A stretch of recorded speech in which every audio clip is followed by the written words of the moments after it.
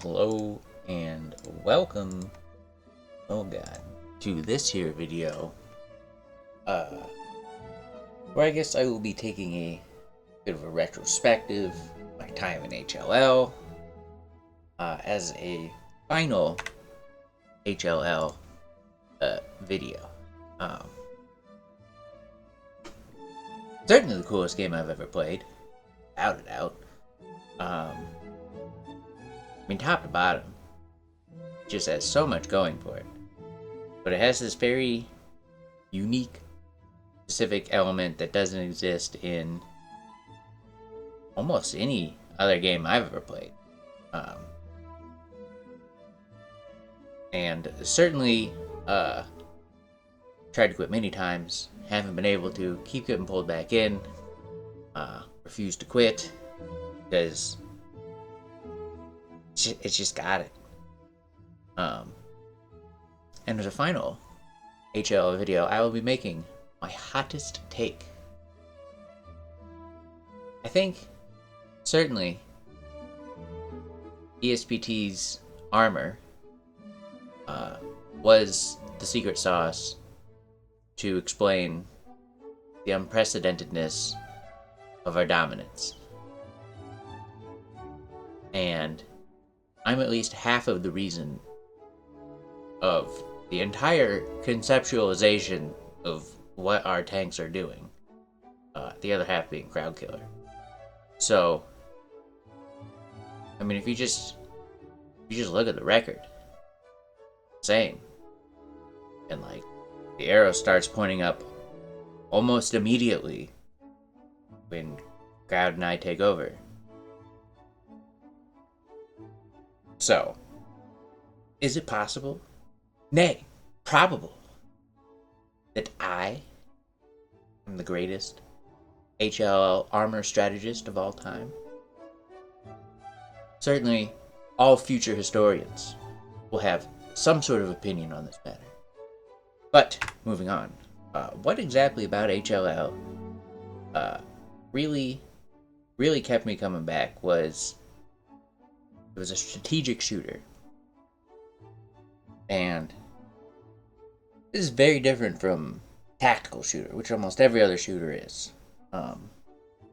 Certainly any shooter where you need to think, even at all, which shrinks the list down heavily. So, it's this whole idea that, you know, there exists a step zero, which is the idea of what do you need to be doing to win. And I think that that's really where we were able to set ourselves apart was, you know, there are just things that if a tank just drives in and fucks things up for like 30 seconds, that's a hilarious amount of time for friendly infantry to do anything. Your tank will probably die, your infantry will probably win, and it is technically an infantry game. So, certainly this idea that a strategy is important was the thing that I found the most interesting. Because I like ideas. I've always liked ideas. Been an ideas guy. Got the ideas. And I've always been extremely fascinated with how do you generate good ideas? Particularly like the idea of special relativity. How do you come up with that? And the things that it says are profound. The very fabric of reality. Beyond anything I think anyone really appreciates. I mean, the physical reality that we think is fixed. Not. And that's kind of nuts. That's the craziest thing I've ever heard in my whole life, because it leads to this. Time dilation. Twin A tours the solar system, traveling close to the speed of light, flies around, sees all the things, takes pictures. Neat. After 6 months, lands on planet Earth. 60 years have passed. Like, and the actual age difference is massive and very real, very literal. And if that's not the craziest thing that's ever been said, that's not just true, but measurably true, demonstrably true, and predicted things that are true that we didn't even think to ask questions about. To this day, they keep proving Einstein right. More so in the general relativity sense, but still. So how do you come up with these ideas? What was the trick? What did they do to arrive at a wholly new, unique, and more powerful representation of whatever they were describing, whatever solution they were coming up with? How did they get to the one that worked? I did actually find an answer. Very interesting. It all depends on how you look at it. Literally.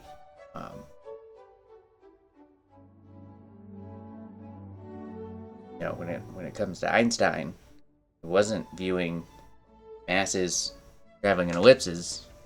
It was curved space-time.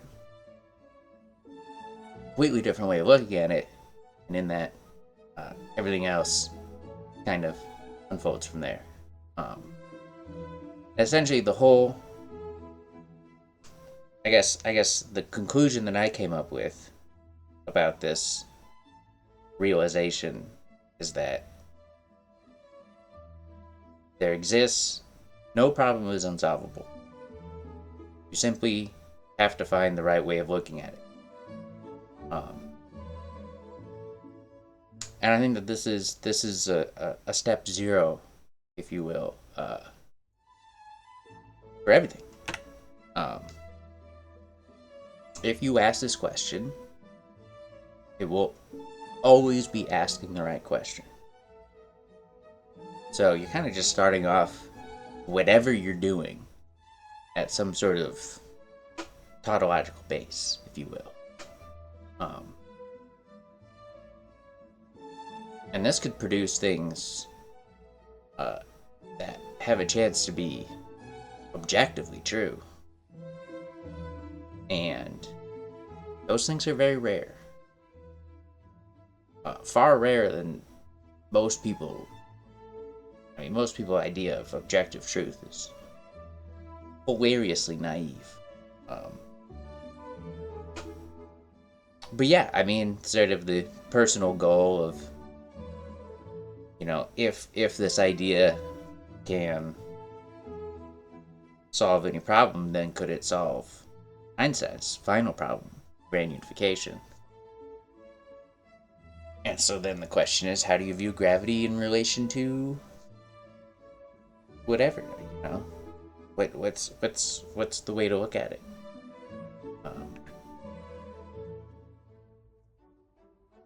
And so I've always been extremely fascinated. I mean, I've always drawn to math and science.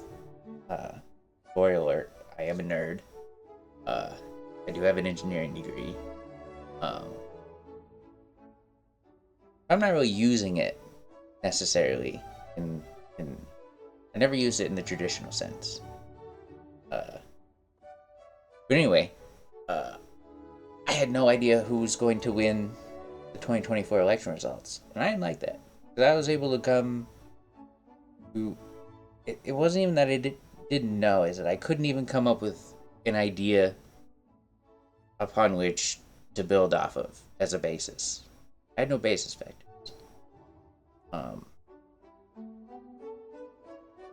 And more than that, like, even from my childhood, there's this weird bifurcation in society. Obviously, there's the Democrat versus Republican, and like that's kind of the root of it. But goes way deeper than that. Like, it just has to. How could you look at like an entire country's worth of people will look at something and draw two completely different conclusions? Same thing. Kind of came up with it. Building off of special relativity, sort of, and then again, the solution to, at least the idea of how to solve any problem is this idea of perspective. And I think it's probably the most important idea in terms of reality. Because your perspective creates your reality. And then you can change your perspective, which means you can change your reality. And that means reality is subjective. And then you look at time dilation, length contraction, mass inflation. Very fabric of space-time and the things in it do not have fixed values. They could be a whole range of numbers.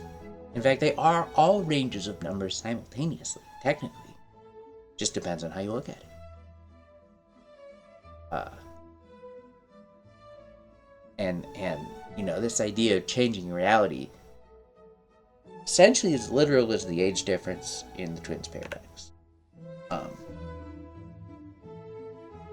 But I'm not the only one to come up with this idea.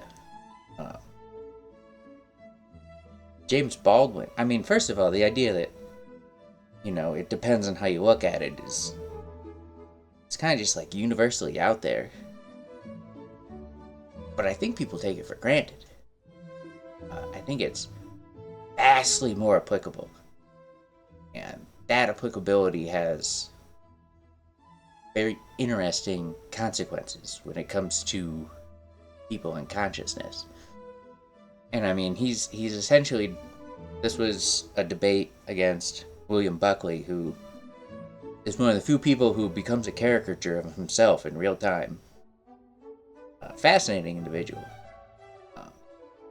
But Baldwin is essentially, the proposition is the American dream at the expense of the American Negro? Baldwin argues that the answer is obviously yes, but he comes up with this construct of this system of reality. I think that's just such a accurate way of describing it, because it's not one reality, it's a system. Which is, there's some sort of logic to it. It's like an equation. And that these are somehow distinct from each other. Really interesting idea. And sort of, I guess I've distilled it down to this structure of, it's not that it's X, it's that it's Y. And my favorite application of this is in chess, where you can kind of get trapped in the binary, do I take the pawn, or do I move the pawn, or you can get trapped into trying to deal with the situation that you think it is. Instead, you could deal with the situation that maybe it also is. If that makes any sense. Of course it doesn't. I'm not worried about making sense right now. Have you ever read Thomas Aquinas' Summa Theologica? No one reads that. That would be the actions of a madman. Anyway, philosophically, to the trolley problem, you could just create a third answer and say that that's what you're doing, and as long as you act on that, you can certainly argue that it's true, because you're, as conscious individual endowed with free will allowed to just do that. Spoiler alert. But anyway, in conclusion, HLL is certainly the best strategic shooter. The only one I could think of that I actually know about that is, I don't even know if HLL is popular. But the other one I know of is Arma. That's more of a sandbox shooter, let's say. Anyway, I am gonna stick with my claim. Because of me and Crowd, ESPT. We changed the game. I'm just gonna say, we changed the fucking game. Alright? Our idea on how to play Armor in HLL competitive games was number 1. All other ideas were number 2 or lower. But this idea of ideas, thinking about ideas, and how did the great minds achieve what they did? Just to try and get some sort of understanding of, maybe there could be something good in there. And ultimately, my conclusion was not that the problem is insolvable; it's that you haven't found the right way to look at it. And then that, in a lot of ways, to say that a problem is insolvable just simply highlights that you have a lack of creativity. Also, the idea that perspective quite literally creates reality, I think is absolutely an underpinning to all of reality. And that's pretty cool. So that's kind of where I'm going to be going. Been very interested in philosophical ideas, and I feel like, the more I learn about the old thinkers, the more I relate to we've all been thinking about the same thing. And they used to write essays all the time, so I'm going to make stupid ass YouTube videos. Thank you, bye-bye.